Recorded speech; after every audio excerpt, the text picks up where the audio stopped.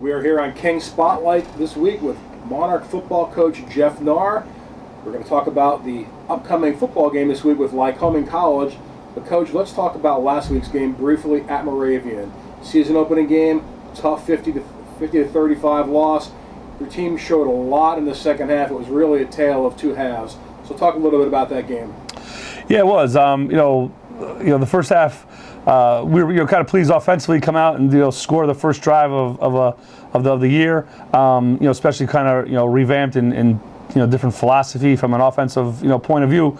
It was good to see it, and we kind of shot ourselves in the foot as we're trying to get going. We didn't have the consistency that we had in the second half. And in the second half, that questionable fumble call, but other than that, I mean, we had them on their heels and moving the ball well and executed at a high level. So that was really good to see, and that's what we need to build on from there. Then defensively, I think we had guys trying to do too much in the first half, to combat their experience at quarterback, at running back, all four receivers. They brought everyone back and are a finely tuned unit, and our guys were trying to, I think, do more than what they possibly can do. All we asked them to do is their job, and that's it. They can't do somebody else's. And the second half, they started to do that, getting 3 and outs, force some field goals instead of touchdowns, and then build on that, because we believe we have a good defense. They just have to just do their job and not somebody else's, and then they'll be in good position from there. And it was again exciting to see how the offense took off in the second half, and then we were kind of inconsistent in the kick game that we need to clean up moving forward. Well, in that game, Kings finished with a total of 461 yards of total offense in the game, but 286 of it came in the second half. So obviously, statistically speaking, we moved the ball a lot better in the second half. Were there any particular adjustments that you made? No, I think our kids realized you'll get a rhythm. It was the first time. In a game situation, running the offense that we're now doing, and it's hard to replicate that in practice with the speed and things. And then our kids started to get a feel for it. And then we the one thing we talked about at halftime from an adjustment standpoint was first down. We realized when we kind of didn't get off the right foot on our first down, we couldn't get in that rhythm. So we looked at what we needed to do and maybe some calls and emphasized executing first down. And that, I think when we did well there, got us into a rhythm, and then our offense moved the ball well. Well, you had to be pleased with junior quarterback Zach Whitehead, who in just his second collegiate start set a couple of school records. He broke the school record with 40 completions and broke another school record with 63 passing attempts.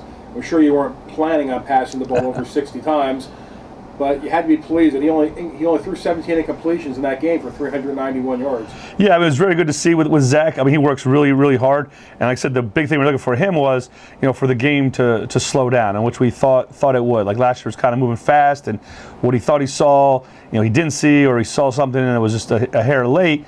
So he's inconsistent. And then, on Saturday, again, especially once he got, comfortable running the show, and in the second half, he saw things, and you could tell it was slowed down. He has good command of our offense, distributed the ball well. I think we had 6 wide receivers, 2 running backs, all make receptions. So he did an outstanding job, and we won balance, running the ball and throwing the ball, but also balance distributing the passes that we had to throw it, that many times on Saturday. But again, it wasn't all the one guy. Palmer had 11, but DeMarco was 9 and 7, and like I said, 8 different guys. So he did a good job of not just trying to force it to one person or 2 people, but he spread it out, took what the defense gave him, and it was a very great start, and hopefully he'll continue to build on that.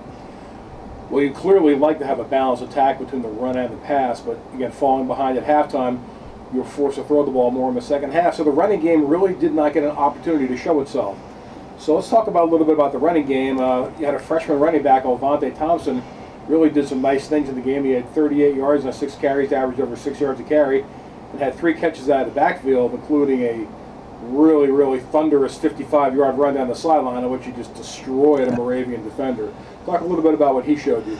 Yeah, I mean, he runs really hard, and he has physicality for that position. He just grasps our offense. I mean, he's a yes or no sir, always asking questions, taking notes in meetings. So he attacked the mental side that is very challenging for a freshman to get on that field. And then he brings a physicality to a position where he's got some good speed and vision, and then got himself open and executed our scramble drill, caught a pass, and then ran over their defender, and then got himself into the end zone. So we like the things that he can do.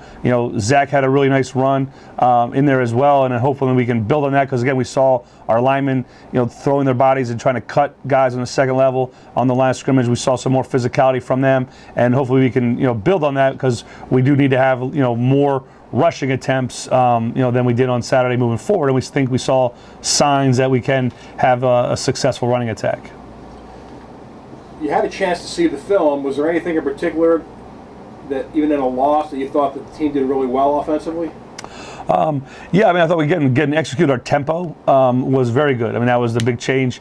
The fit, the talent, and the returning experience we have coming back was we were going to go no huddle, and then our kids executed that that tempo, and we kind of got Moravian on their heels, and they weren't set right away. So just us moving and ending a play and getting lined up and ready to execute another play.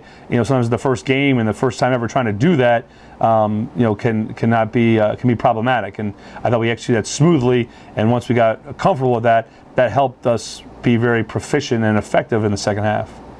Looking ahead to Lycoming this week, you earlier referenced Moravian having a lot of returning players on offense. Well, Lycoming has some players back as well. They have their starting quarterback returning, Chase Whiteman, and they also have their tailback, Blake Bowman, back. Both of those two players had nice games in the Warriors' opening season win against Susquehanna. So talk about the Lycoming offense and those two players in particular. Yeah, they're a physical, offense. They want to run the football. It seems like they want to get the ball to Blake. He's the leading rusher in the MAC, one of the best, if not the best, running back in our conference. The thing you got to like about him is he always finishes runs going forward. You don't see too many people knocking him backwards to the side. He gets his pads low, and he's always getting an extra yard or two finishing off on the runs. And then their quarterback, they only threw it 18 times, and I think that's because they want to run it, and they throw it when they want to throw it. But he's very effective throwing the ball. Last year he did a great job throwing it all around some of the older receivers they had that graduated. But he also was very good with his feet, and he had some nice runs against Susquehanna. He was their second leading rusher in that game there, and he did some runs in the past against us and in our opponents. So he's a kind of a dual threat guy. I think he's can run better than maybe people would necessarily think from a Lycoming quarterback, and so we got to make sure we contain him with his feet and then also with his arm, because they only threw it 18 times, but he can throw the football very, very well. And they're a physical, tough, hard-nosed offense, and we got to match that physicality. Offensively, they also have a set of wide receivers who have done well. They do seem to have a very balanced offensive passing attack. They have Nick Costello and Kyle Slivka-Fralin, who both led the team last week with 5 catches apiece. Talk about their wide receiving core. Yeah, they seem to have a bunch of guys to step up. Umpleby was a very, very good receiver for 4 years for them, but now they can spread it around a little bit and have different guys that figure out. And they run good routes. And I know, the one guy, I think number 15, he really hurt us at JVs last year, and he looked good, running routes and was open, on Saturday as well. So he's another weapon that they have.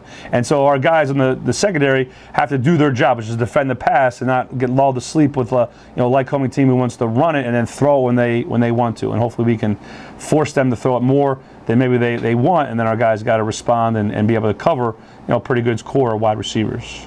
Looking at the Lycoming defense, last week they surrendered 357 total yards against Susquehanna, but only 118 of them came on the ground, 239 were through the air. So they do seem like they have a pretty stout running defense. They always do. I always tell people, if you want to, look at a very good D-line play at Division III level, watch Lycoming. They're very well coached. Their technique is sound up front. You watch on film and you think you should be able to run here or run there, and then you play the film further and they just close those lanes down. They're very good up front. They're very stout. They take tremendous pride in stopping the run. So we talked to our guys about we have to be able to run the ball effectively, and make plays when we do run the ball, positive plays, and that'll help our overall offensive production, and then be precise in the pass game. And they have a pretty good young core of guys. I think they played a lot last year. They're maybe getting their first full-time starting gigs this season, but they covered things well and put some good pressure on on the quarterback last week. So they have a typical tough physical run to the ball Lycoming defense. Well, you talk about balance on offense. They really looked like they had balance on defense. They had 7 players in the game who had between 6 and 7 tackles, so there's really not one particular person that you can focus on defensively. No, again, we like their linebackers run well. They're getting good D linemen. Both their safeties are good players from that deal. So that's, again, they line up 11 guys that are hard nosed and they do their job and they play football and they do it well. So it's always been a challenge to go against them, and they're always one of the better defensive teams that we're going to see. The last couple of years we've done very well against Lycoming at home, getting a few wins, but we have not been able to get that big win against them on the road. What do your Monarchs need to do in this particular game to get a victory at Person Stadium? The one thing is go up there, as we talked about in the time that I've been here. So in 2010, 12, and 14, playing up there, the game kind of boiled down to be able to finish. Like our offense finished drives. Like we've gotten to the red zone, but then we would always kick field goals. And then finish drives defensively to get off the field is that they would get touchdowns. So it would be a touchdown field goal, then eventually they pull ahead. And then there's been things in the kick game. That's been a lot of the hidden yardage from there. Like I think we've muffed a couple of punts, got backed up and couldn't get first downs, had a punt deep at our own end and gave them a shorter field. So that hidden yardage has always swayed their way. But I think a lot of times, especially like the first half of games, is scores are real close, but they got touchdowns, we got field goals, and then they're able to pull ahead, or because then you're playing from behind in the second half. So we got to kind of finish,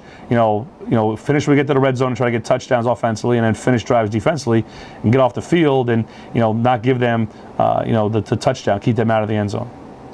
Well, Coach, that's all the time we have this week. Good luck to you and the Monarchs on Saturday with a big MAC season opening contest at Lycoming College at 1 o'clock at David Person Field. All right, thank you.